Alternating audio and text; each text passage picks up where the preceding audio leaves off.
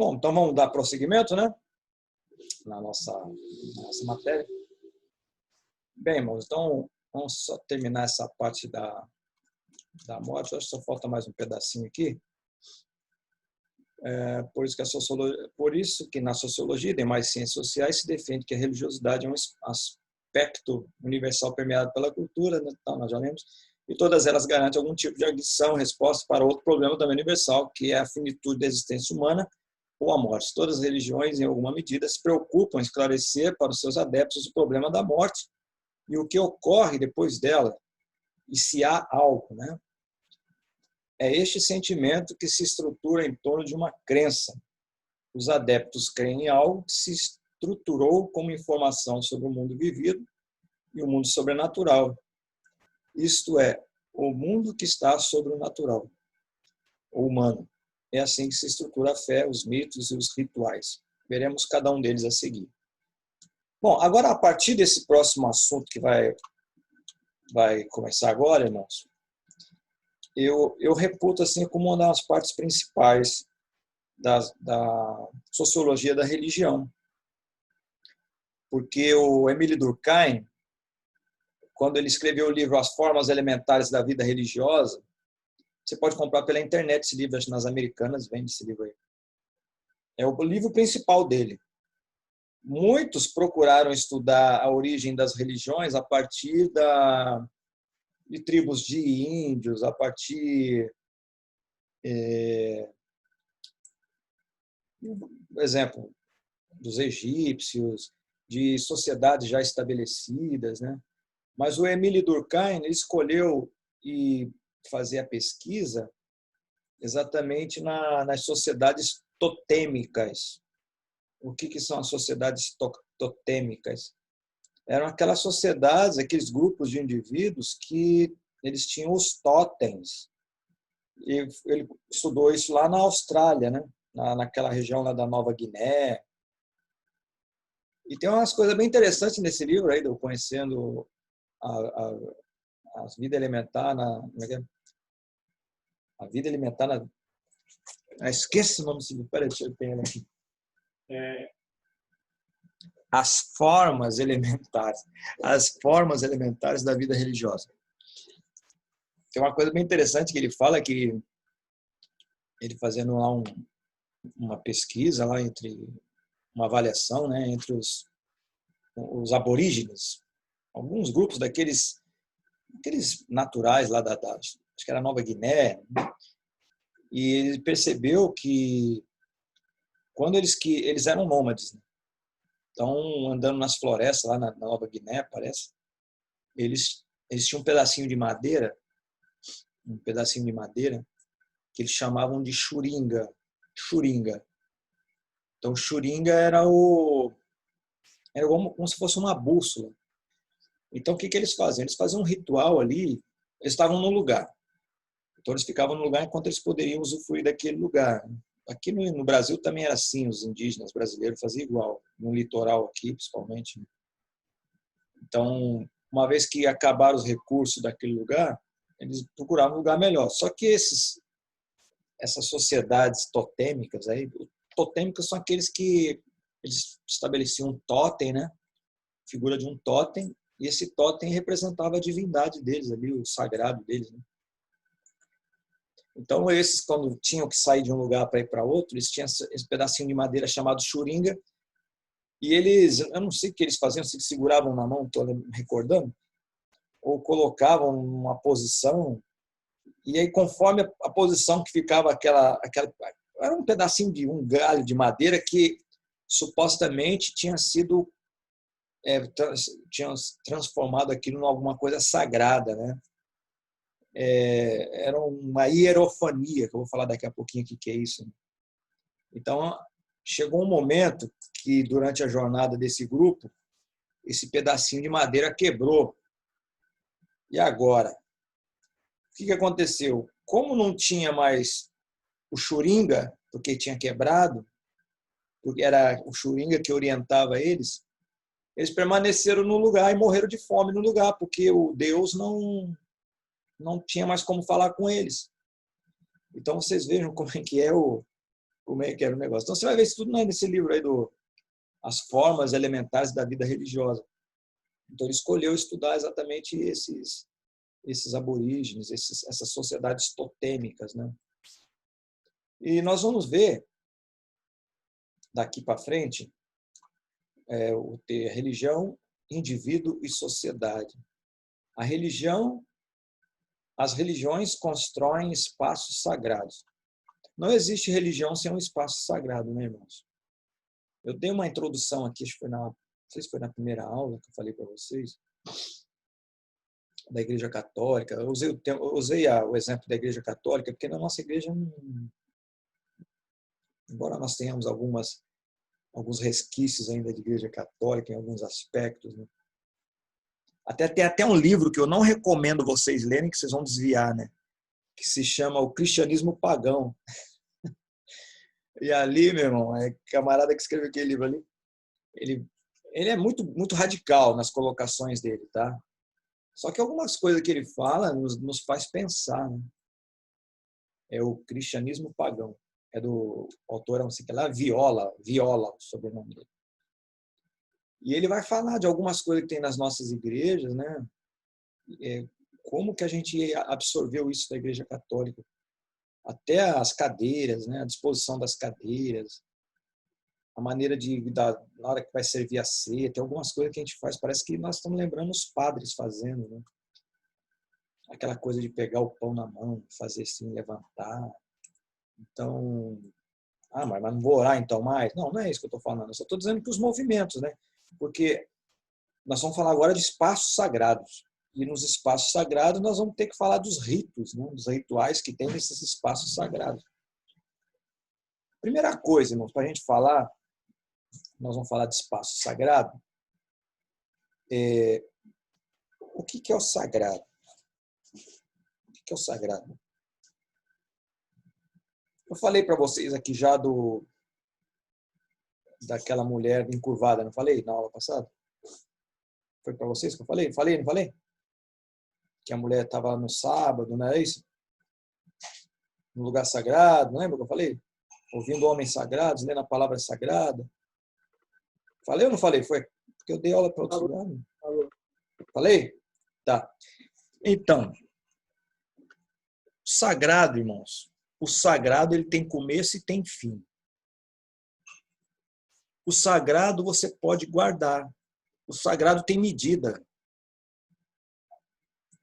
O sagrado ele tem horário para começar e horário para acabar. Por exemplo, você pode falar o seguinte: nós vamos fazer 1 minuto de silêncio sagrado para receber aqui uma vibração. Eu estou dizendo que se nós fôssemos aí místicos, né? Porque essa coisa do sagrado pode ser em qualquer lugar. Aí ficaria aquele 1 minuto ali, aí acabado aquele minuto, acabou, beleza? Então, acabou o minuto sagrado. Então, o sagrado ele pode começar, ele pode terminar. O sagrado tem peso, né? Você me dá 1 quilo aí de chá, de erva de ayahuasca, né? Que é aquela erva que faz o chá da celebração do Santo Daime. Foi aquela seita que surgiu de um maranhense que morava lá no Acre e descobriu lá que fazendo chá com uma erva lá chamada ayahuasca, parece que é o nome, e ele descobriu que a erva ela tinha poderes alucinógenos. Só que ele não atribuiu o valor do alucinógeno à planta, no sentido de que a planta é alucinógena, mas ele acreditava que ao ferver a planta liberava, ela emanava alguma coisa ali, então aquela planta passava a se tornar alguma coisa em si mesma. Então aquele chá que a pessoa toma, né, lá naquela celebração do Santo Daime, né? Então a pessoa entrava em transe, né? Entrava em transe, e aí ela era visitada por uma entidade que saía daquele chá na hora que você fervia. Então o problema não é o chá, mas é alguma coisa que está no chá que é liberado quando o chá é feito na Eva, né? A Eva passa a ser alguma coisa em si mesma e ela libera. É igual uma pedra sagrada. Os índios tinham muito isso, né? Tem ainda. Você vai lá na tribo deles e tem a pedra sagrada, tem a pedra lá. Aí você pergunta, mas o que é essa pedra aí? Não, essa pedra aí é dos ancestrais. E olha, rapaz, quando a gente pega nessa pedra aqui, a gente sente até um negócio. E aí, eu já vi muito crente fazendo isso aí com outras coisas, né? Não era bem com pedra, mas ele foi lá no monte, aí trouxe alguma coisa lá do monte, aquela coisa toda. Né? Não estou dizendo que é pecado ir no monte, não, tá? E você vê como que até alguns transformam o monte em coisa sagrada. O monte é um lugar, como um lugar qualquer que você pode orar. Vai no monte, pode orar, vai lá, é benção. Ora por mim também, né? Falei igual o faraó, não esquece, ora por mim. Mas o monte em si, ele não tem nada demais. Só que quando existem alguns grupos, né, de irmãos que quando vão para o monte, antes de subir no monte, eles já atribuíram o monte um lugar sagrado. Então, para subir no monte, tem que se consertar antes de subir no monte. Então, o negócio começa a fugir de controle. O monte não é mais monte. O monte passa a ser alguma coisa em si mesmo. Está entendendo? Então, o perigo das coisas sagradas é quando a coisa sagrada ela começa a tomar vida, ela toma forma, não é tomar forma a palavra, mas ela passa a ter um poder que ela não tem. Mas a gente que atribui esse valor ao sagrado, né? Eu pego lá na igreja, separo uma salinha e falo, essa salinha aqui é uma salinha sagrada, ninguém pode entrar, só eu, porque é uma salinha que eu vou orar, e não pode entrar de qualquer jeito aqui, não.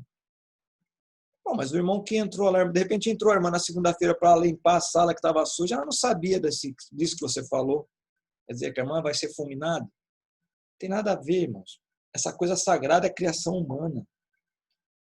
Né? Embora que Deus também ele possa criar lugares sagrados, né? Mas quando Deus cria, ele vai falar, Moisés, tira a sandália do teu pé, porque o lugar que você está é santo, né? Professor, Oi. a arca também, quando, A quando arca. aquele homem foi tocado, que terminou sendo fulminado e morto, seria um exemplo também do sagrado. Sim. E isso sagrado porque Deus né, assim Ela, que... ela não era sagrada, ela era santa, né? Diferente. Uhum, Moisés tira a entendi. sandália do teu pé porque o lugar que tu está é santo. Não é sagrado. Deus não falou que era sagrado, falou que é santo. Sim, sim. Então, uma coisa é quando Deus estabelece algo como santo, né? Santificado. E outra coisa é quando nós fazemos. Moisés não foi lá na arca e falou assim, a partir de agora essa arca ela é... Enquanto ela estava sendo... Interessante, você pode... Foi até bom você levantar essa lebre aí. Enquanto o tabernáculo estava sendo construído, né, existiam ali a Oliabe, o Bezaleel, né, que foram ali os rapazes que Deus capacitou. Foi um Senai instantâneo que eles tiveram, né? Aprenderam na hora como trabalhar com metais e como trabalhar com madeira. Coisa de Deus mesmo. Claro que ele tinha os seus auxiliares. Então, enquanto eles estão tocando nas coisas para fazer, essas coisas ainda não foram consagradas. Agora, lá a partir lá do capítulo 9 de Levítico, lá quando o tabernáculo foi inaugurado, né? Que Deus mandou fogo do céu.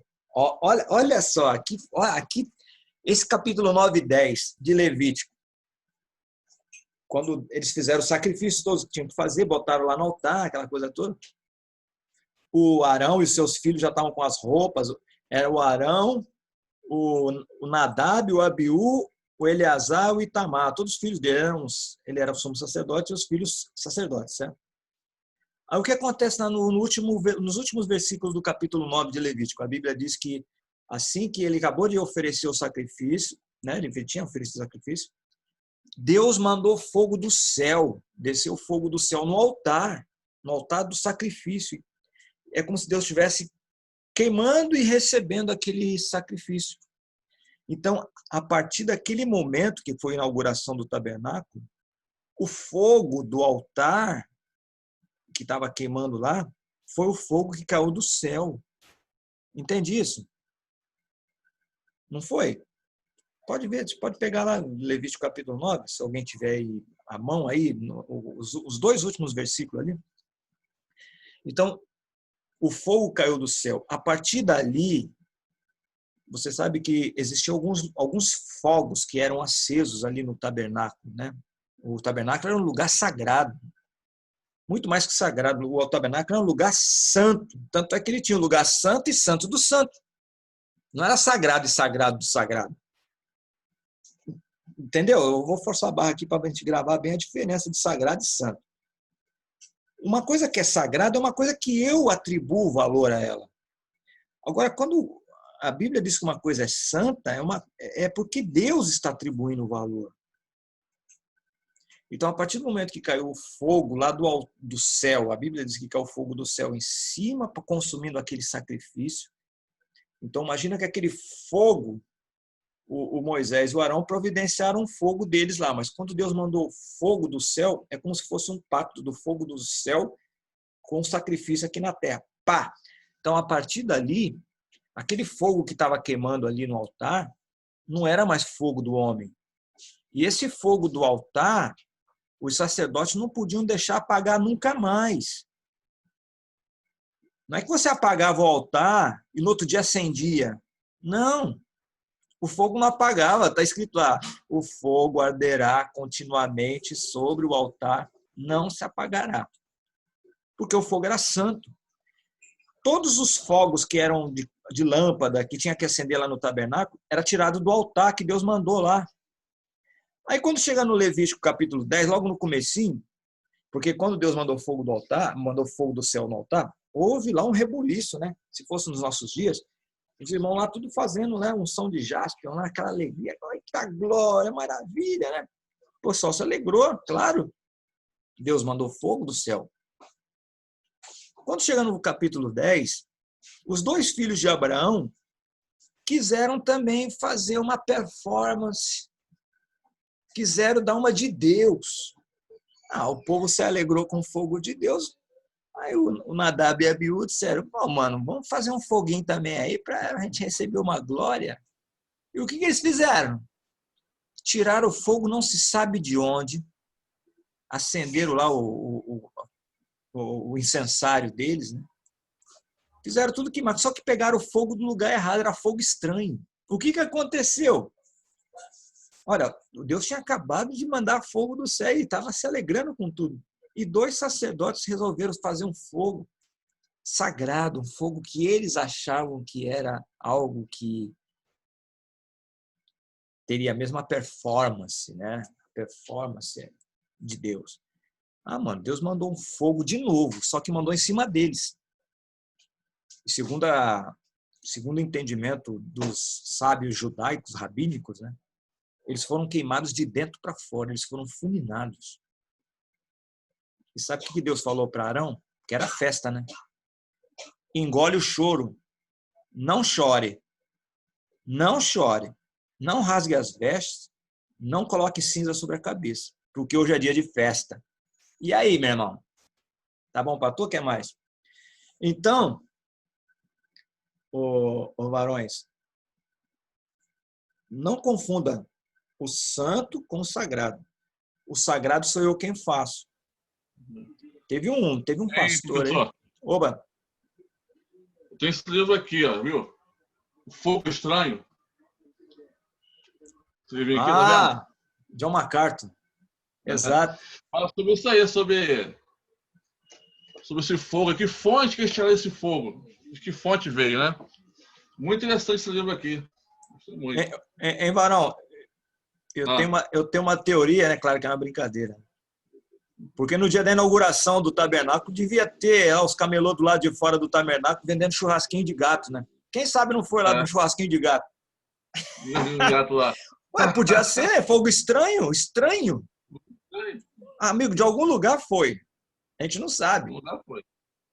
E não foi. A gente aprende várias lições nisso daí, né? A gente não tem que imitar, não queira imitar Deus, né? A performance de Deus é performance de Deus. Limite-se a aceitar o que Deus fez e acabou. E hoje nós temos muitos aí pastores, muitos líderes aí vivendo essa síndrome de Nadab e Abiú, né? São pastores performáticos. A gente vê muito na televisão isso aí. E não precisa ir muito longe não, mano. Você vê até na construção de templos, parece que tem uma concorrência. Cada um quer ter um templo mais bodoso que o outro. Isso aí é um culto mais performático que o outro, né? Agora estão pintando parede de preto. Não tem limite para se tornar, para alcançar essa performance, né? Parece que mudando a cor da parede, nada contra, cada um pinta do que quiser a cor, né? Não tem nada a ver. Mas não é por aí que se muda, você vai trazer a glória de Deus para dentro da igreja. No Nadab e Abiú acharam que eles podiam também trazer a glória de Deus, só que a resposta foi completamente contrária, né? Então, eu ia falar que tinha um pastor aí da antiga, não tão antigo assim, mas uns 15 anos atrás aproximadamente, nós estamos falando de coisa sagrada, ele botou na cabeça que tinha que botar uma cadeira, a igreja dele era lá de Boston, né? Aí ele arrumou uma cadeira e botou lá no púlpito a cadeira e disse que a partir daquele dia que eles oraram lá pela cadeira, aquela cadeira era a cadeira que o anjo ia sentar durante o culto. E foram alguns pastores daqui, até de renome, para pregar nessa igreja aí. E voltavam de lá assim, dizendo cada coisa. Rapaz, o anjo do Senhor visitou a igreja. O negócio da cadeira. Quando era na cadeira, era na escada.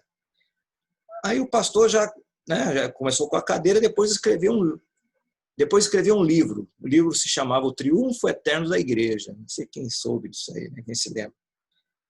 Era um livro lá que ele disse que teve uma visão, uma revelação, um arrebatamento, não sei o que foi. O pastor que botou a cadeira, tá? Que teve esse revelamento aí. E diz que Deus estava reunido, Deus Pai, Deus Filho e Deus Espírito Santo, e Deus estava indignado porque parece brincadeira, não fala, mas foi verdade.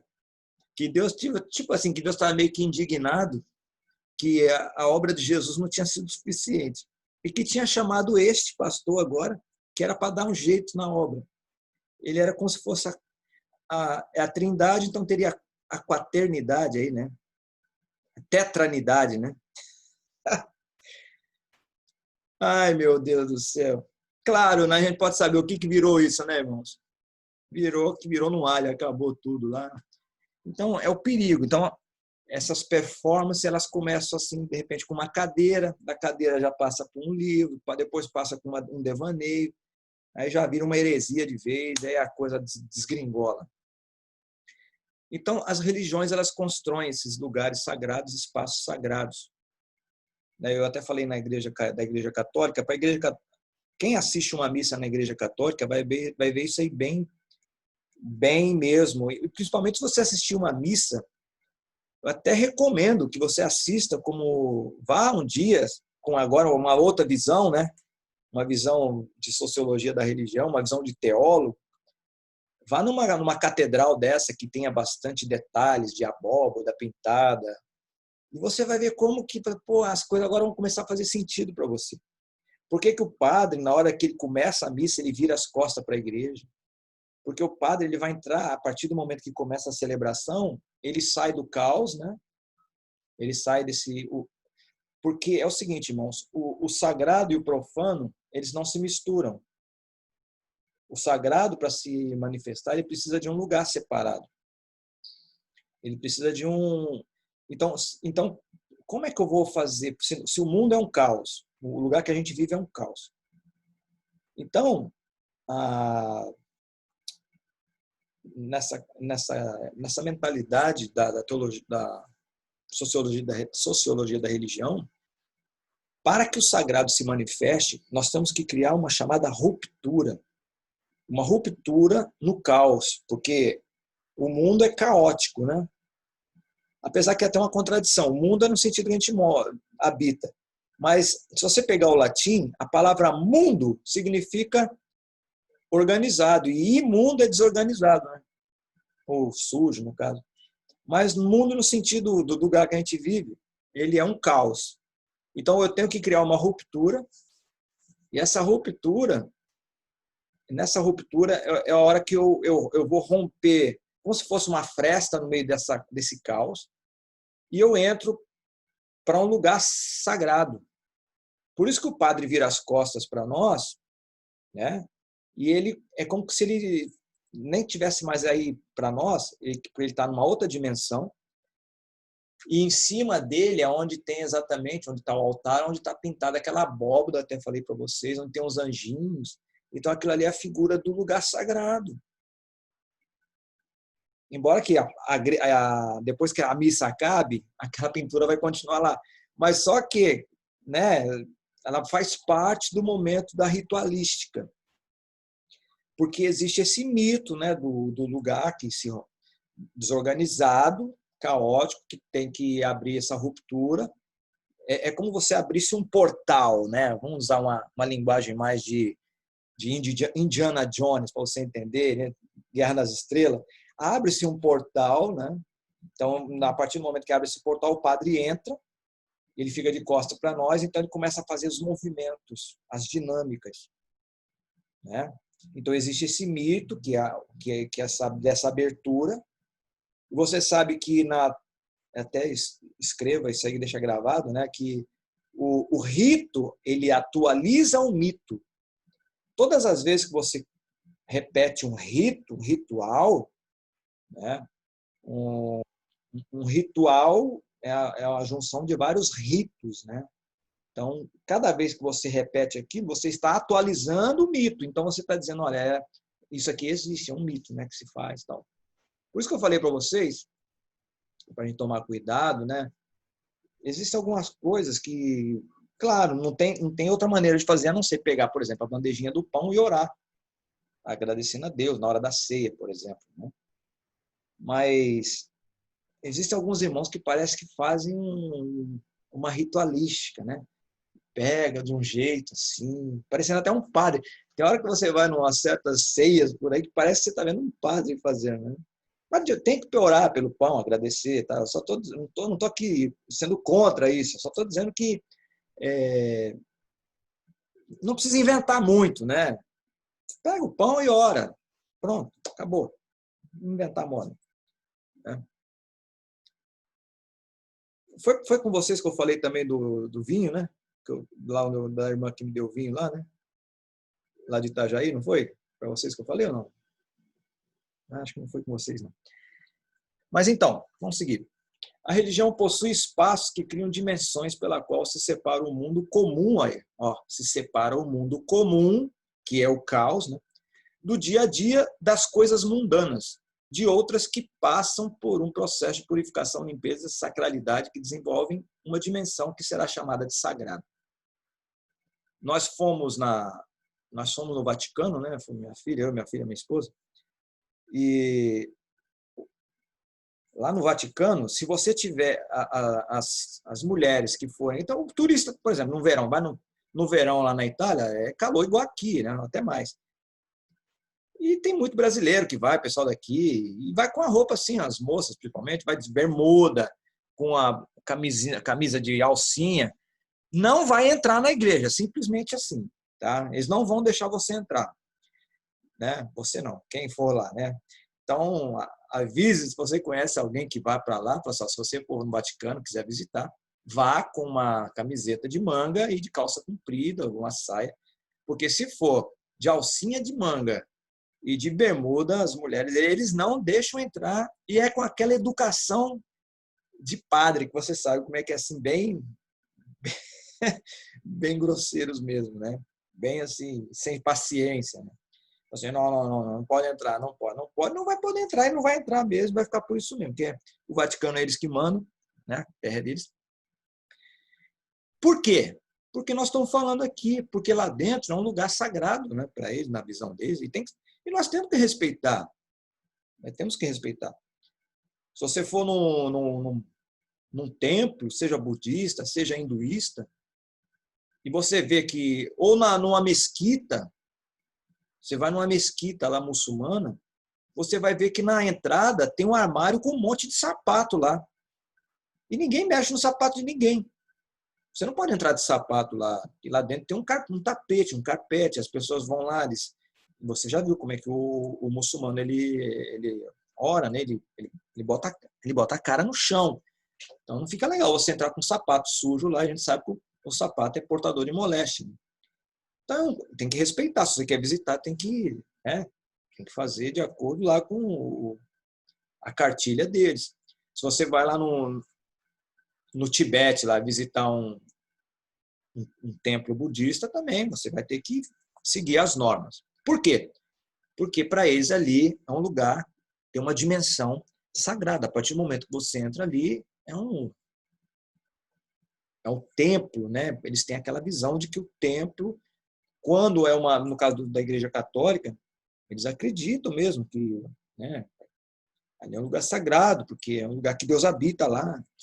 E nós sabemos que a Bíblia nos ensina que Deus não habita em templos feitos por mãos humanas, né? O templo não é a minha igreja lá. O templo sou eu. Só que nós temos que cuidar da nossa igreja, lá o chamado, Jesus chamou de casa de oração, né? O templo sou eu. Agora, a casa de oração é lá onde eu me reúno com os meus irmãos. Tá? Então, Deus não habita naquele lugar lá.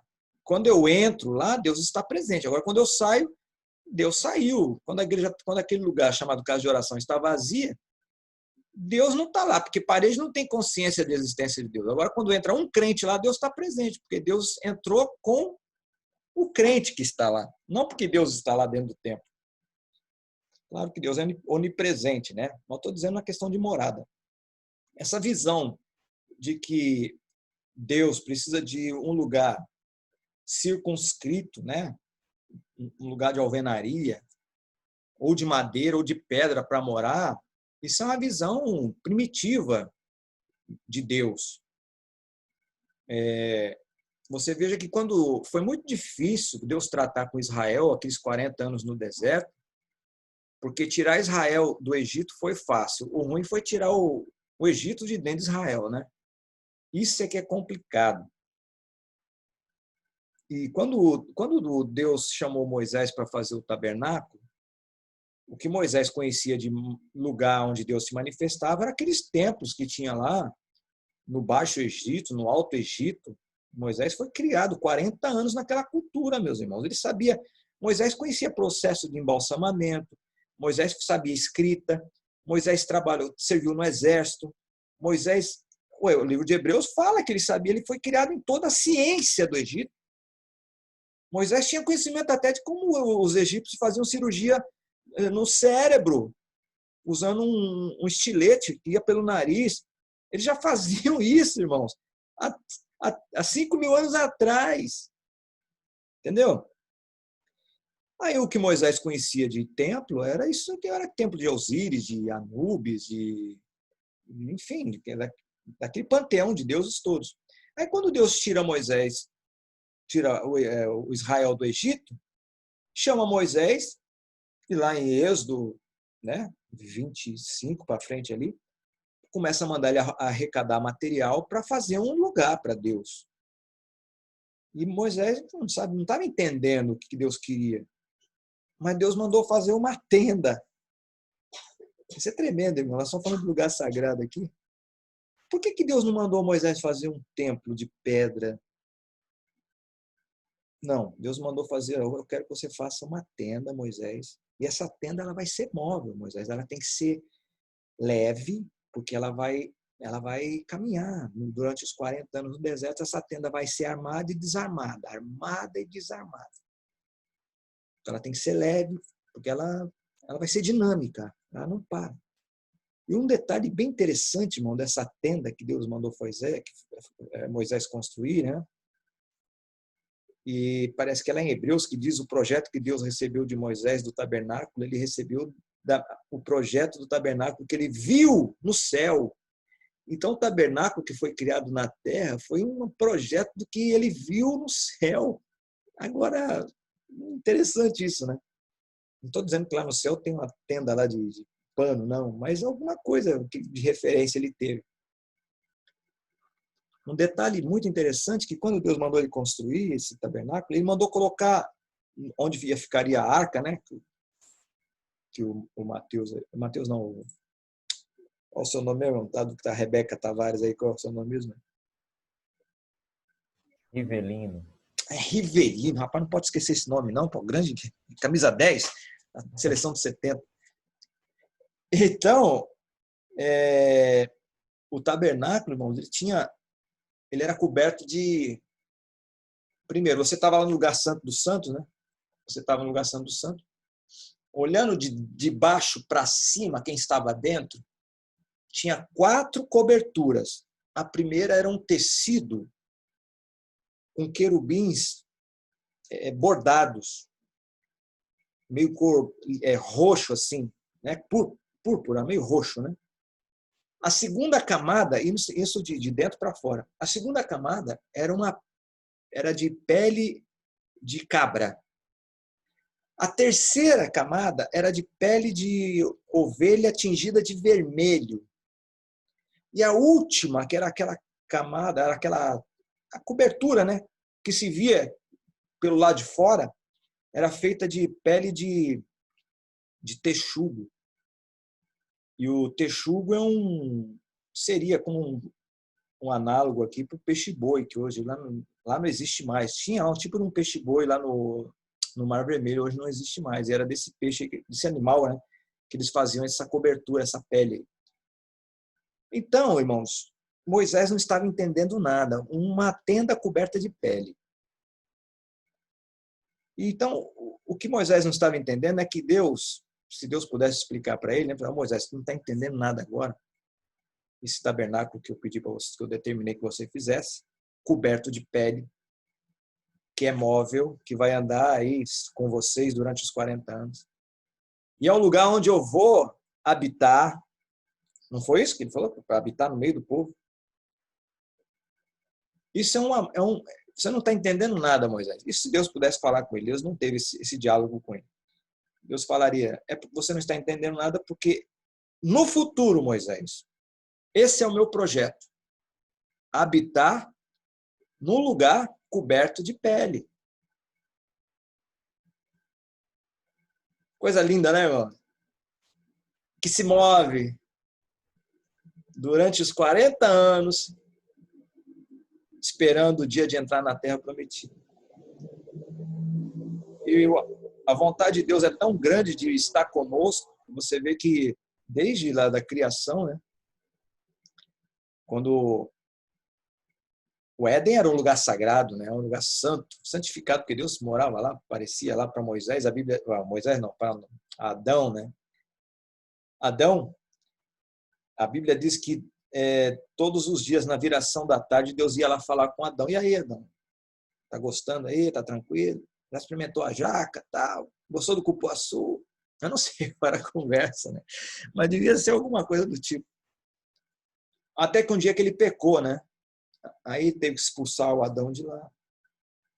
Mas Deus não desistiu. Aí chamou o Abraão. Abraão, tem um projeto na sua família, fazer uma grande nação. Eu já estava vendo a gente aqui, né? Nesse Zoom aqui hoje.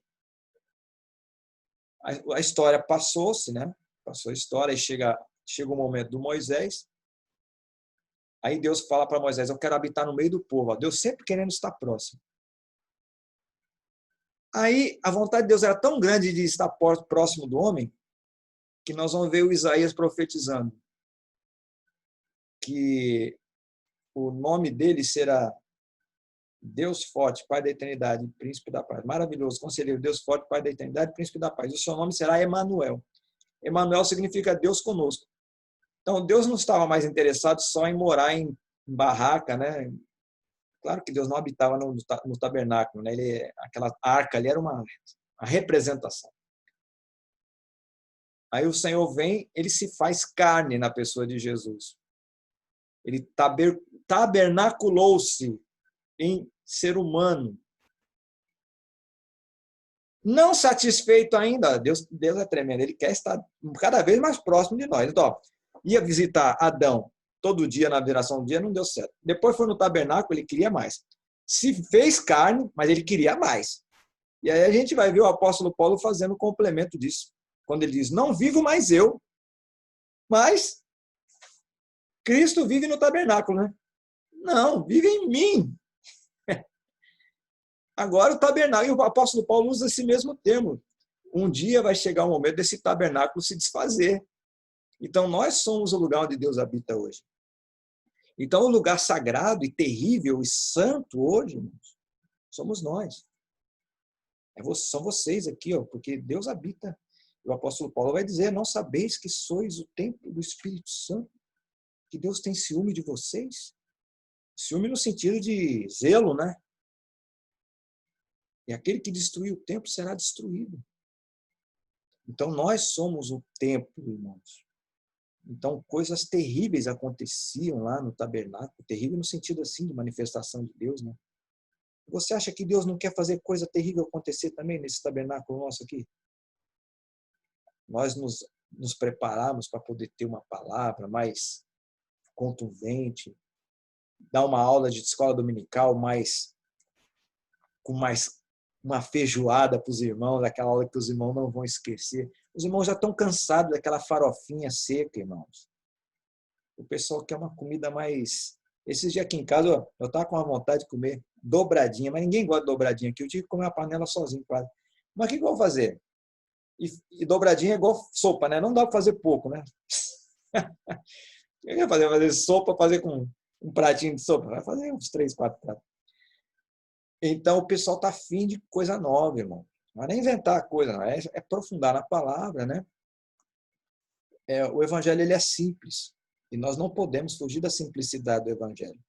Agora, temos que orar a Deus para Deus nos dar uma visão nova das coisas que já estão aí. As coisas já estão aí. O evangelho é esse aí. Eu tive aula na segunda-feira, teve um irmão lá, um novo convertido, e perguntou, mas vem cá, não tem um perigo ainda de alguém aparecer dizendo que Deus mandou escrever algum evangelho? Eu falei, não. Não sei se você sabia, mas existem quase 5.000 evangelhos, né? Que foram evangelhos que concorreram com esses 4 que estão aí. E só esses 4 foram selecionados, né? E tinha cada um que dava vontade até de sair correndo, de arrepiar os cabelos, né? De heresia, né? Então, se são esses que estão aí, são esses. Né? Então, o próprio João disse que ai daquele que acrescentar ou que tirar alguma coisa, né? Então, já está fechado. Então, a palavra de Deus é essa daí. Então, quando o padre lá está fazendo a missa, ele está atualizando o mito naquela ritualística dele. Ele abriu esse portal, essa ruptura, a palavra é ruptura, tá? A ruptura no caos. Então, o caos se abre e aparece uma nova dimensão, que é essa nova dimensão que é o lugar sagrado. Porque o profano não se mistura com o sagrado. Não tem como. Os templos sagrados podem ser de diversas formas constituídos. Às vezes são espaços geograficamente circunscritos. Quando você vai lá na Basílica lá de Aparecida do Norte, ou lá no Vaticano, aquilo ali é um lugar sagrado circunscrito, né? O próprio Vaticano é uma cidade pequenininha, né? É do tamanho de Alcântara, assim, cercada por um muro. É boa comparação, hein? Alcântara e Vaticano. Igualzinho. Só não tem aquelas meninas vendendo chip da Claro, da TIM, da Vivo e da Oi, mas o resto tem tudo lá, né? Então, aqui é uma benção. Então o menino estava falando, pô, Alcântara ali, nem parece que está tendo pandemia. Eu falei, não, irmão, não se preocupa não, que ali tá, todo mundo já está... ninguém pega nada, não. O pessoal que é abençoado. Então, o lugar sagrado, geralmente, ele é circunscrito geograficamente. Então, a partir desse lugar aqui, ninguém entra. Ou a partir desse lugar também ninguém sai. Depende, né?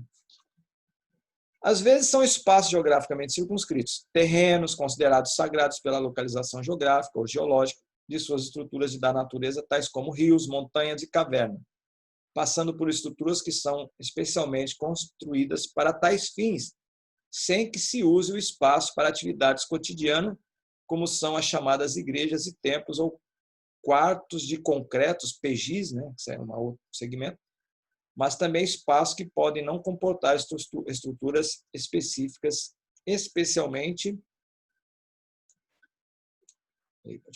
construídas para tais fins. como são as estruturas modernas das encruzilhadas ou portões de entradas, ou ainda espaços que são temporariamente sacralizados pelo ato religioso. Viu aí? Dentro desse, quando está falando aqui, portão sacralizado por ato religioso. Como é que eu falei para vocês aqui que somos nós que damos o valor de sagrado às coisas, né? Então, quando eu pego alguma coisa, algum objeto, lugar, o monte, o templo, um terreno, um quartinho, Um instrumento. Instrumento, bem lembrado. O óleo lá de Jerusalém, que o cara comprou ali no Jardim Alcântara, enfim, né, a pedrinha de não sei da onde, que ele diz que é não sei de quê. Então, quando eu pego esses elementos, né, e faço uma oração por aquilo, esses dias, rapaz, se me contasse eu não ia acreditar, mas como foi eu que ouvi, aí eu acreditei. Tem um programa numa rádio dessas piratas aí daqui de São Gonçalo, eu nem sei que igreja que é. Eu fiquei tão chocado com o que eu vi, olha que eu já tenho estrada, hein, para ficar chocado. O camarada disse que, olha, se você está passando por um problema, aquele papo, e aquela música atrás, né? Pá, pá, pá, tipo universal, assim, né? Que é para. Senão não tem graça. Então, o apóstolo, já começou, o apóstolo, ai meu Deus, já começou a me dar aquele ciricutico na coluna. O apóstolo vai levar o sangue do cordeiro que foi ungido. Eu falei, meu Deus, mas que sangue do cordeiro? Para passar em você, vai passar no umbral da tua porta. Mas onde é que é o umbral da porta da pessoa que vai? Onde é que fica isso? Tu já pensou um negócio desse, cara? E que sangue de cordeiro é esse que ele vai levar lá? Será que era sangue de galinha preta que mata? Não, de onde que é isso? Igreja evangélica. Então, a gente tem que tomar cuidado. Então, eles pegam essas coisas, esses artefatos aí, e oram, né? Vai lá, consagra aquilo.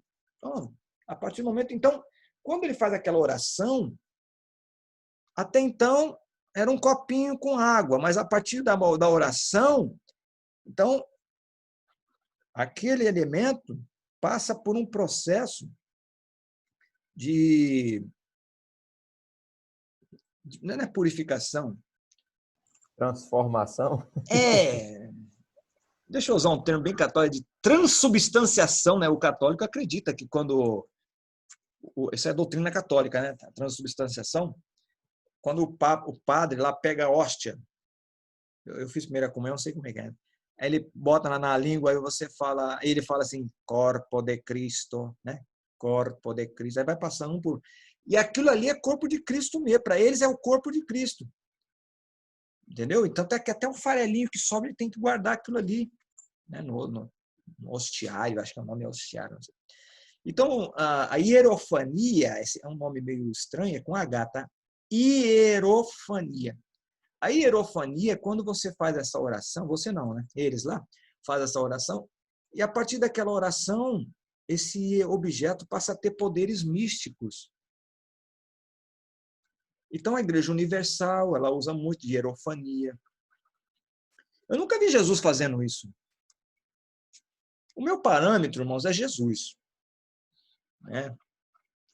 Com certeza alguém já pensou aqui, tá, pastor, mas e o lenço do apóstolo lá? Mas isso não é doutrina. Isso pode acontecer uma vez só. Uma exceção, né? É uma exceção. A gente não pode pegar uma exceção e fazer uma regra da exceção. Então, quando você confronta esse pessoal que usa isso, eles vão usar assim, tem sempre a respostinha para tudo, né? Mas é uma hierofania. Tá? Agora, qual que é o problema disso? Eu estava dando aula no seminário aí, e eu não estava falando desse assunto, era alguma coisa parecida, não lembro o que era. E uma menina lá perguntou porque ela queria saber. E aí você vai ver onde é que o negócio chegou. É uma igreja que tem um seminário e eles pegaram muitos jovens da igreja. Até achei legal, porque tem muito jovem no seminário. É difícil você ver jovens, assim, bem jovem mesmo, né, no seminário. Realmente o pessoal mais de meia idade para frente. Algumas exceções, claro. Mas é muito jovens que tem. Aí a menina perguntou, pastor, o que o senhor acha dos atos proféticos. Eu falei, isso é uma heresia. Aí começou a olhar um para o outro. Porque na igreja deles, eles têm a quinta-feira profética. Ai, meu Deus do céu. E eles têm atos proféticos lá, né? Eles pegam... O que é um ato profético? É mais ou menos, tem mais ou menos a ver. Você vai ver isso, esses atos proféticos muito. Irmão, eu não estou enchendo linguiça, não. Isso faz tudo parte da aula, tá? Pô, o cara está fugindo da aula. Não. Faz tudo parte. Faz tudo parte. Aquele maluco que se veste Fred Flintstone lá, o Agenoduque, tem aquele maluco que pega lá um negócio e joga num boneco. Ele mandou fazer um boneco de ar, igual aquele do posto, mandou fazer um enorme, botou na igreja e falou assim, agora os seus problemas vão se acabar. Aí eles dão umas bolas, não sei do que é aquilo lá de meia, um monte de coisa, sei lá, que é de papelão, e joga naquele tipo Golias, né? Aí joga aquele bicho, como quando aquele bicho cai lá, aquele boneco de ar lá, aí o pessoal entra em frenesi. Meu Deus do céu, irmão. Eu creio que Jesus olha do céu, lá da sua morada, né, e diz assim, meu Deus. Como se fosse malhar o Judas. Inclusive esse malhar ajuda também tem uma, né, bem lá de trás também, essas coisas. Tudo tem uma origem, né? É. Então, quando você vê lá o Eliseu, por exemplo, quando ele chega lá em Jericó, em 2 Reis 4, acho que é, né? 4, 5, acho. É no comecinho, 3, 4, 5, sei lá. Ele pega e ele chega lá em Jericó e os alunos do seminário falam assim, meu senhor, você vê que essa terra aqui é boa, mas a terra é estéril, que a gente planta aqui não nasce. Aí o que o Eliseu faz? Me dá um prato novo com sal. Aí a Bíblia diz que ele pega aquele sal e joga na fonte das águas, a água foi sarada e a terra começou a produzir. Então, a terra a fonte estava contaminada não porque a terra era estéril, mas a terra estava estéril porque a fonte estava contaminada e estava envenenando a terra. Então, não nascia nada. Então, a lição que a gente tem ali, que é... Se a gente quer... Às vezes a gente fica colocando muito culpa na igreja, é porque os irmãos não ajudam, é porque a fonte é que está estragada, meu irmão. Às vezes, não é o campo que não está produzindo, as coisas não estão acontecendo lá entre os irmãos porque a liderança está estragada, está em pecado, está em adultério, está roubando. Como é que Deus vai operar num lugar desse aí? Não vai. Aí começa a botar a culpa nos irmãos. Né? Então, claro que tem um significado do contexto lá da história de Eliseu, né? Aí você vai aí esse camarada que tem essas igrejas de ato profético vai chegar na quinta-feira, sexta, sei lá que dia que eles escolhem, venha nessa sexta que vai ser a sexta do pote de sal. Aí você vai falar, como é que tu vai fazer um negócio desse? Tu é louco, cara. Não, mas Eliseu fez. Isso é um ato profético. Então, ato profético é isso. É o cara repetir as coisas. Uma atitude que foi única lá no passado, que teve um significado único lá, e quer ficar replicando isso hoje. E quer que tenha o mesmo efeito. E quer distorcer o significado do que tinha no passado para isso hoje.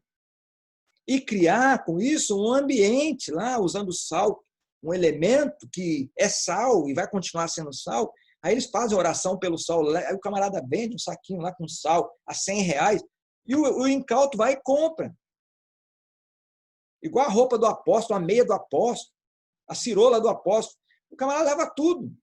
Porque as pessoas, irmãos, eles querem. Nós gostamos muito de tocar nas coisas. A gente só acredita naquilo que nós somos meio que Tomé mesmo. Isso é natureza humana. Estava comentando com a minha filha que nós estivemos lá no museu, lá na França, lá, que tem lá como é que fala? O Código de Hammurabi, né? O Código de Hammurabi é o código mais antigo da história humana. Engraçado que no museu lá do Louvre, todo mundo ficava lá na frente daquela pintura lá do Michelangelo, né? Como é o nome dela? Da Gioconda, né? A Mona Lisa. Da Mona Lisa. E ninguém na salinha lá onde estava uma coisa histórica, que é o Código de Hammurabi. Meu Deus! E era proibido até chegar perto do negócio. Aí o brasileiro, né?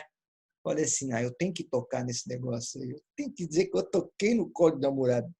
Rapaz, eu fui devagarinho, fui toquei no código. Na hora que eu toquei, na hora, irmão, já o cara apareceu um guarda do nada. Hey! Ai, meu Deus, mas eu toquei, né? Então eu já posso dizer que eu toquei no código de Hammurabi. Então a gente é muito disso, né? Claro que não tem nenhum valor místico nisso. Mas aquela coisa boba, né? De tocar. Não. Agora, você imagina, trazendo isso para o lado espiritual, as pessoas gostam. Agora, qual é o problema disso? De ato profético, hierofania, você começar a atribuir valor sagrado para espaço sagrado, casa sagrada, cadeira sagrada, panela sagrada, manto sagrado. Tem igreja aí, tem um manto lá, que o camarada vai, quando bota aquilo, parece que ele recebe um santo. Começa a... Que absurdo, gente. Então, isso aí é um erro que tem que ser corrigido. E o pior, alguns botam na conta do Espírito Santo ainda. Dizem, é do Espírito. Mas a Bíblia diz que o espírito do profeta é sujeito ao profeta. Esse negócio de falar que eu estava tão alegre que não tive como me controlar. Isso é antibíblico, é mentira, porque a Bíblia diz que o espírito do profeta é sujeito ao profeta. Se ele está virando o banco, é porque ele é meninice isso daí. Ele não pode fazer isso. Agora, mais uma vez, o problema dessas coisas todas, da gente atribuir esses valores que as coisas não têm, é que quanto mais valor a gente dá a essas coisas, mais a gente esvazia a cruz de Cristo. Porque se eu tenho o lenço do apóstolo, para que eu vou querer falar de cruz? Eu pego esse lenço e vou começar a passar nas coisas, ou a bolachinha lá do não sei do que, coloco dentro da... Eu me lembro a minha mãe era católica, católica sim, só por dizer que era católica, ela não frequentava a igreja, mas no começo, ela até que ia numa igreja de Santo Antônio, lá em São Paulo, eu era pequenininho, me lembro, e lá tinha um dia da semana que eles distribuíam um pãozinho lá, que era para você colocar dentro da lata do feijão, da lata do arroz, onde você guardava os seus víveres, né? Aí, supondo que aquele pãozinho ia fazer as coisas multiplicarem. Isso é uma hierofania católica, né? Então, nós somos fadados a essas coisas. E quando a gente vai para, por exemplo, vai para Jerusalém, aí chega lá, pega uma folhinha e traz. Não é pecado trazer nada não, tá, irmão? Pelo amor de Deus. Eu só estou falando quando você atribui valores que essas coisas não têm. Até nesse livro que eu dei para vocês lerem, O Sagrado e o Profano, tem uma hora lá que o Elia de Mircea, né, que é o escritor, ele usa um termo alemão que chama-se ganz andere. É quando a coisa ela se torna uma outra, né? Ela passa a ser, ela toma uma outra forma. Então, aquele elemento ele passa a ser uma outra coisa, diferente daquilo que ele é. Então, agora ele é um amuleto. E nós somos livres, libertos desse negócio de amuleto, né, irmão? Crente não precisa de patuar. Crente não precisa fechar corpo. Crente não tem dia da semana que é melhor, que é ruim. Que ruim, chegou segunda. Na segunda, para mim, não é. Não é bom, por que não é segunda-feira, não é bom? Em todos os dias da criação, Deus disse que era bom. Ainda no sétimo é muito bom, né? Então, o controle de qualidade de Deus é bom. Então, um crente que é liberto, ele é liberto. Simples assim. Então, ele não vai ficar pegado a espaço, né? Claro que vamos respeitar. Temos que respeitar, isso é obrigação nossa. Principalmente agora que a gente já está... Quanto mais informações nós recebemos, mais respeito nós temos que dar às pessoas, porque agora nós conhecemos, né? O saber liberta, irmãos. Agora, o saber também te compromete, né? Da mesma forma, Jesus disse, né? A quem mais é dado, mais será cobrado. Então, a palavra nos diz isso. Então, já que nós estamos aprendendo, você quer um outro exemplo de espaço sagrado? Nós estamos falando aqui logo aqui em cima, né? Quando eu era católico, eu fui ensinado que quando passasse na frente do cemitério, a gente tinha que fazer um sinal da cruz, né? A gente faz sinal da... A gente não, né? Os nossos queridos amigos católicos que foram ensinados a fazer o sinal da cruz quando entram na igreja. Por quê? Porque a igreja é um lugar sagrado para eles. E nós temos que respeitar esse lugar sagrado também, né? É para eles, e a gente, como estamos visitando, temos que respeitar esse lugar, que é um lugar sagrado para eles. Aí tem uma foto aqui, nós falamos aqui, né, de grupos, tal, que locam salas comerciais em prédios empresariais ou no momento da constituição de um ritual que pode sacralizar um espaço comum qualquer para um ritual e posteriormente a sua realização perde sua dimensão sagrada. Aqui, ó, esse lugar aqui, que é lá em Meca, né? Estão vendo aí? Estão vendo a imagem? Estão ou não? Estão, né? Não? Tá? Então, vocês estão vendo esse monte de gente aí, né? Essa pedra chamada Pedra de Acaba. Essa pedra, em algum lugar dela aqui, no lado, em volta dela, tem um lugar dela que tem uma pedra preta. Então, essas pessoas, esses muçulmanos, eles ficam rodando em volta aqui, orando, né? E tem um momento que eles tocam nessa pedra preta. Eu acho que deve ser aqui onde tem esse círculo aqui, que tem uma aglomeração maior aqui, apesar que está tudo aglomerado aqui, mas parece que tem uma aglomeração diferente aqui, né? Um círculozinho. Então tem uma pedra preta, que é uma pedra sagrada ali, que eles tocam. Essa pedra está até gasta, tanto que eles passam a mão ali. E os muçulmanos dizem que pelo menos uma vez na vida eles têm que ir lá. Todo árabe, né? Para vocês verem, toda religião tem um ritual, tem um Deus, tem alguns atos que são considerados sagrados, alguns atos são considerados pecado. Toda religião é assim, né? Se não é chamado de pecado, mas são chamados de transgressão, de alguma forma, né? Ou pensamentos negativos, ou influência negativa, alguma coisa que vai... É um sinônimo pelo que a gente chama de pecado, né? Então, toda religião também tem um livro sagrado, né? E no caso dos islâmicos, os muçulmanos, eles têm o Alcorão. O Alcorão, irmãos, ele é traduzido em vários idiomas. Só que, para o árabe, só é Alcorão o que está escrito em árabe. Você fala, eu tenho o Alcorão em português. Você fala assim, isso não é Alcorão. Não, cara, mas está falando a mesma coisa aí, só está traduzido. Não é. Então, eles têm um quê de razão, em certo aspecto, porque quando a gente traduz para um outro idioma, né, tem até uma máxima em italiana que diz traduttore traditore, né, que é tradutor traidor, que quando a gente traduz um texto de uma língua para outra, a gente acaba sempre sacrificando algum sentido, né? Tanto é que nós que estudamos a palavra de Deus, quando a gente quer fazer uma interpretação de um texto, a gente não pode usar a língua portuguesa, a Bíblia portuguesa. Por mais versões que você tenha na língua portuguesa, não pode. Você tem que ir no original. Por isso que no seminário você vai aprender ou ter noção, pelo menos, do hebraico e do grego. Eu não sei se vocês têm, deve ter, tem. Aí tem também, né? Tem hebraico e grego. Já tiveram?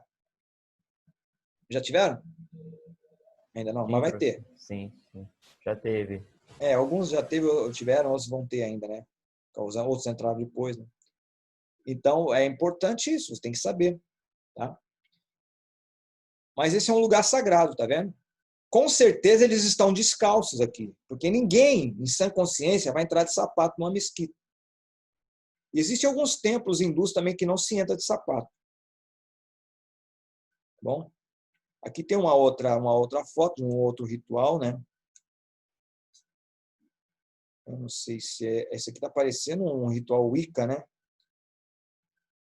Já outros espaços sagrados são subjetivos na praia. Aqui é bruxaria da nova era, né? Uma coisa meio Wicca. O Wicca são essas bruxas, né?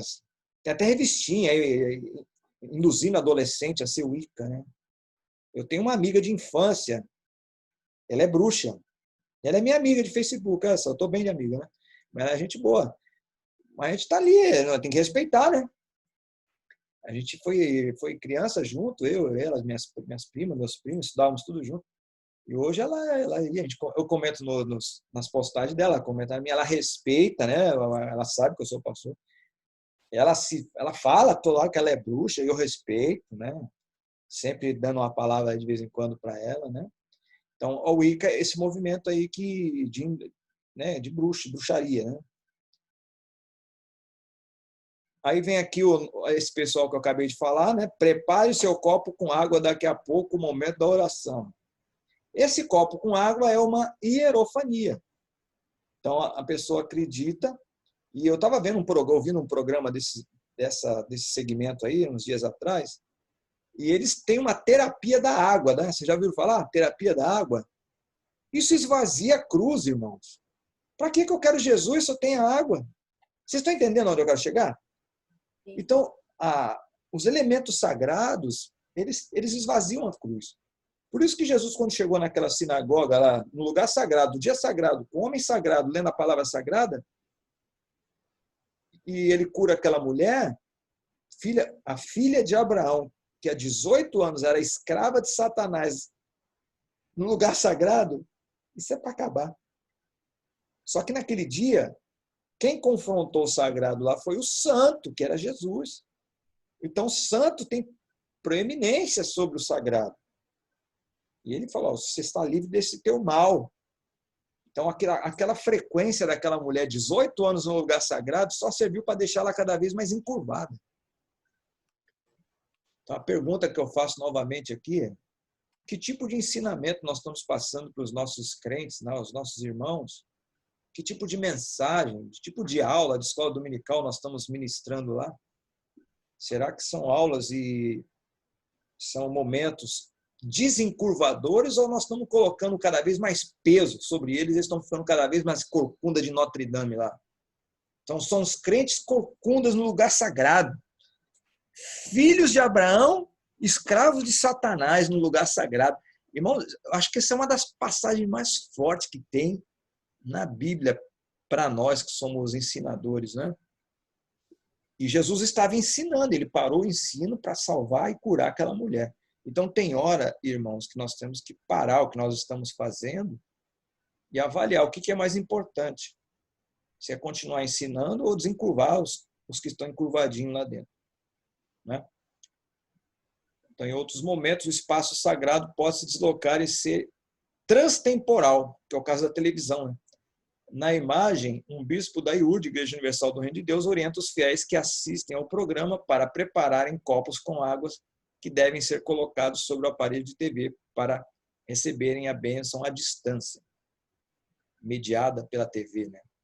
O espaço sagrado, neste caso, tanto é lá no estúdio quanto na casa do adepto ao mesmo tempo.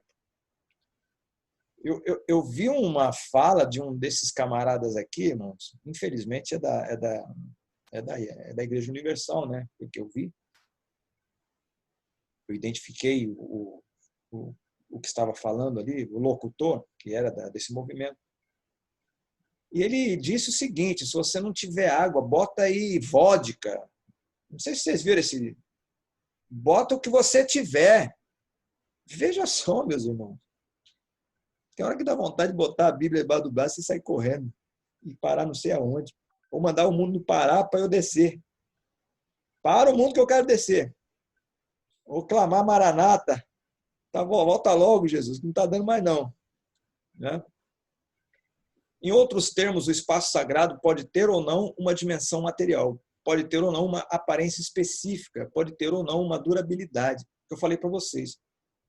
O espaço sagrado, ele pode... Eu já vi igreja que durante o dia o lugar onde faz culto é restaurante, à noite é igreja. E agora?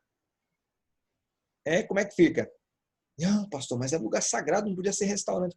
Eu já vi igreja que durante o dia eles têm uma ação social com criança que faz jiu-jitsu, boxe, futebol de salão,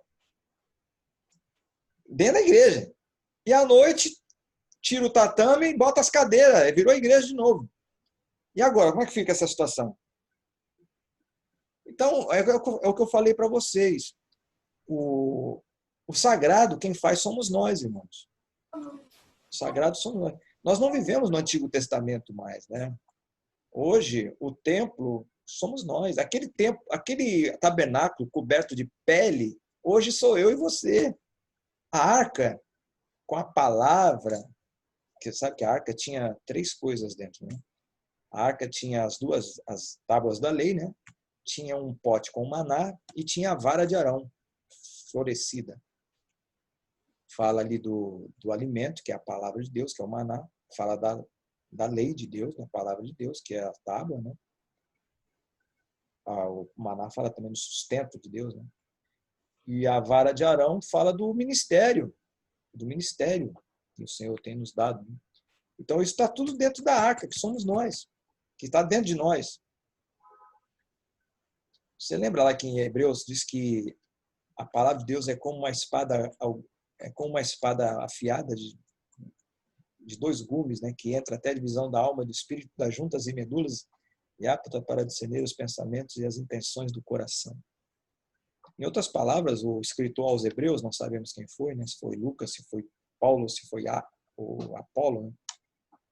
Eu não sei, mas ele diz lá que a palavra de Deus, ela entra num lugar onde ninguém pode entrar. E o que ele está fazendo ali, de certa forma, é um paralelo com o lugar santo do santo, que ninguém podia entrar.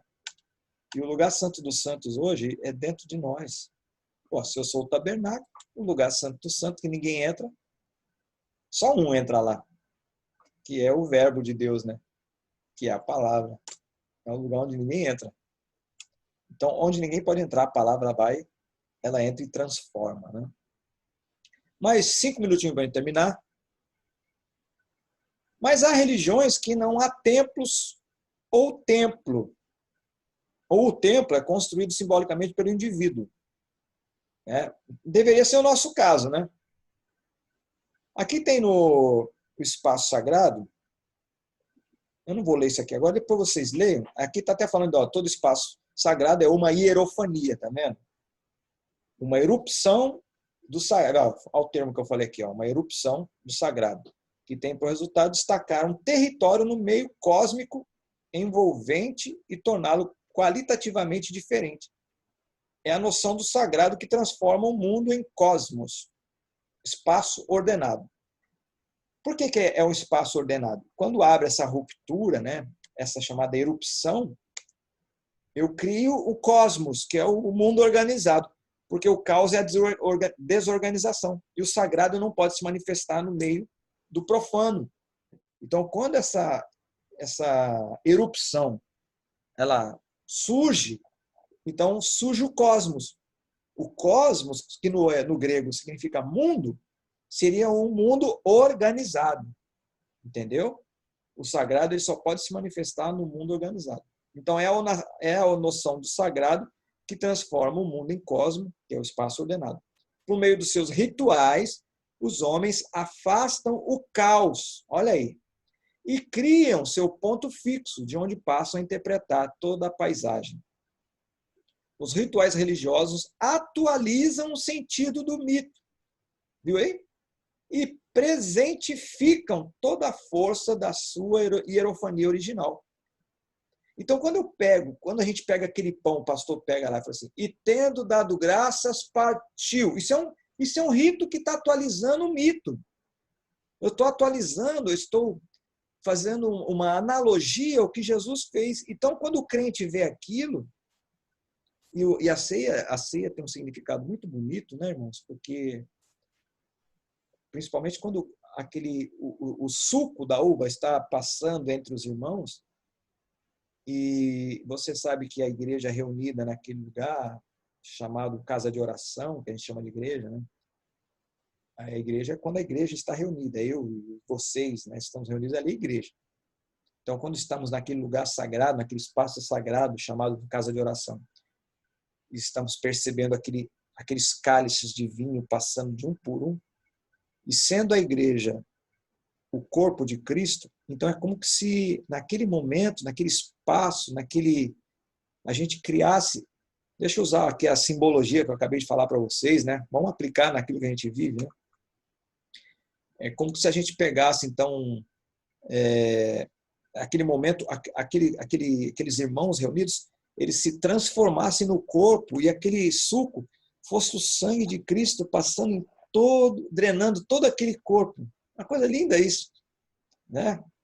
Embora a Igreja Católica se apossou desse termo, né? É o corpo místico de Cristo, né? Mas É o corpo de Cristo, a Bíblia diz, né, que Jesus é o cabeça, nós somos o corpo. Então, a ceia funciona assim. Quando cada um participa do corpo, que é o do memorial, né? A gente não está comendo a carne, não estamos bebendo sangue também, né? É uma memória. Outra coisa que tem que tomar cuidado.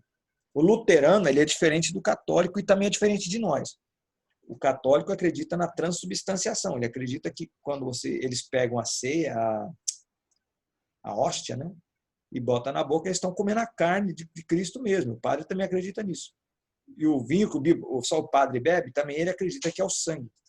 O luterano, ele não diz que se transforma, não. Ele diz que aquele pão contém a carne e o suco contém o sangue. Já nós, né, somos de linhagem arminiana, né, somos Assembleia de Deus, batista, presbiteriano também, nós não acreditamos nem na transubstanciação, nem na consubstanciação do luterano, mas nós acreditamos que tudo isso é uma memória, é uma simbologia. Tá bom? Então, irmãos, eu vou terminar por aqui, esses rituais religiosos, atualizo o sentido do mito, e vou abrir aqui um espaço para os irmãos se manifestarem aí, para dizer se entenderam tudo, se não entenderam nada, como é que fica a situação. Os irmãos têm liberdade para se manifestarem aí.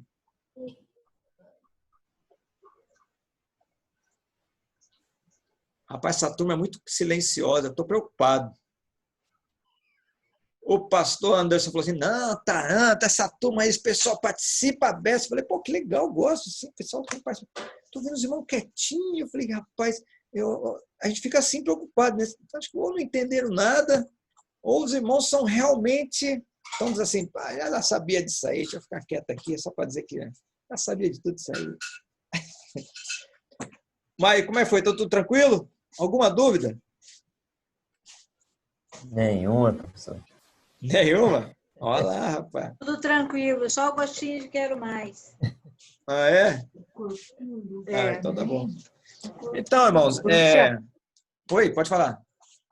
Não, tudo certo. Eu vou começar a construir tabernáculo agora. Cuidado, né, rapaz? Ô, Joel, você está falando isso daí, mas você sabe que o meu maior medo, porque já aconteceu comigo, a gente ensinar uma coisa para o aluno, depois o aluno faz outra diferente. Não é teu caso. Mas teve uma época que, em um certo lugar, que eu ensinei grego para um grupo de pessoas, né? E teve um rapaz lá que se destacou, ele gostou e eu passei assim o básico para ele, que não deu tempo também de passar mais coisa profunda para ele. Mas depois eu vim saber que ele estudou, ele era autodidata, ele aprendeu o básico, depois ele correu atrás, comprou uma tradução lá do Novo Testamento, né? Mas, rapaz, qual foi a minha decepção? Passaram-se uns anos lá. Eu saí de lá, fui para outro lugar.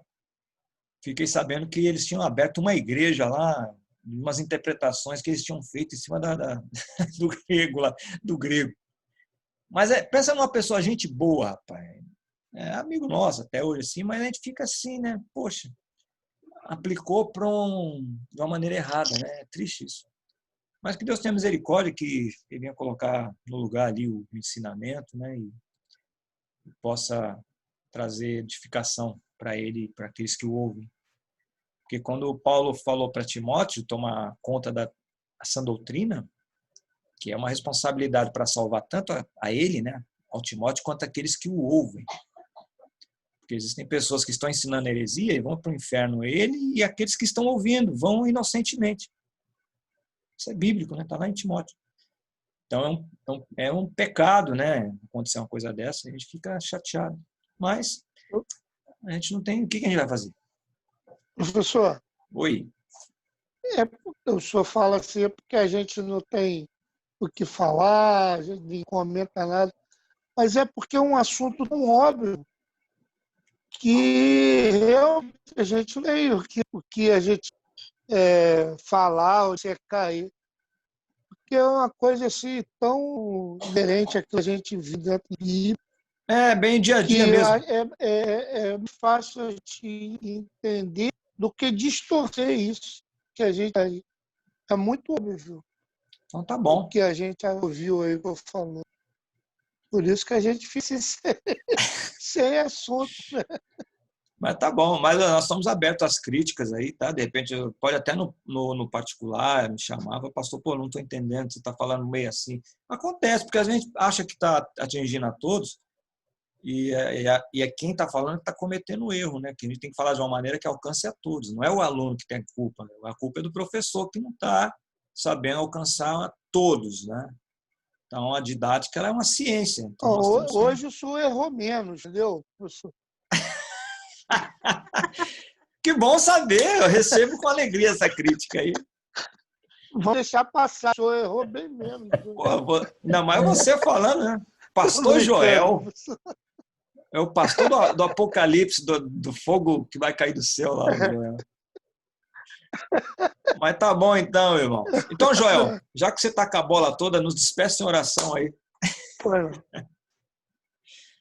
Opa, sobrou para mim, né?